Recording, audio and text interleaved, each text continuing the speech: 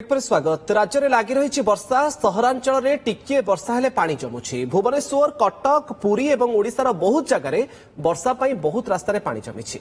Urban flooding को रोकवा पदक्षेप निया जाउछि। भुवनेश्वर में मास्टर प्लान प्रस्तुत करने आईआईटी रुड़की को दायित्व दिया जाइछि। एने राजस्व मंत्री सुरेश पूजारी प्रतिक्रिया रखिछन्ति। प्राकृतिक विपर्यय कारण लैंडस्लाइडिंग आरंभ हेलानी आउ रोकवा प्रोजेक्ट प्रस्तुत हेउछि। राजस्व विभाग तरफ सर्भे कराजिबो। सेपरे 580 किलोमीटर समुद्र तटवर्ती अंचल में लागिथिबा साइरन अपडेट सह सीसीटीवी लागिबा नै सूचना दैछन्ति मंत्री।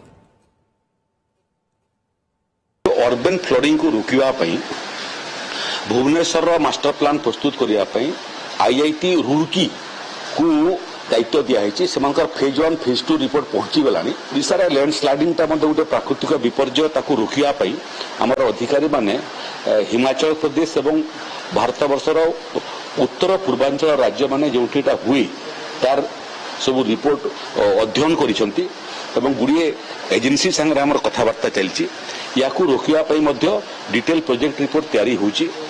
तटवर्ती अंचल जोटा 580 किलोमीटर समुद्र तटवर्ती अंचल से अंचल रे जो सायरन सिस्टम आमर अच्छी जे सायरन सिस्टम सांगरे सांगरे सीसीटीवी व्यवस्था करने आम ये कंट्रोल रूम रे बसिक पूरा 580 किलोमीटर समुद्र तटवर्ती अंचल जो पवन ठू आरंभ कर वर्षा ठू आरंभ कर सीसीटीवी द्वारा उत्तोलित होता फोटो देखी पारिबु।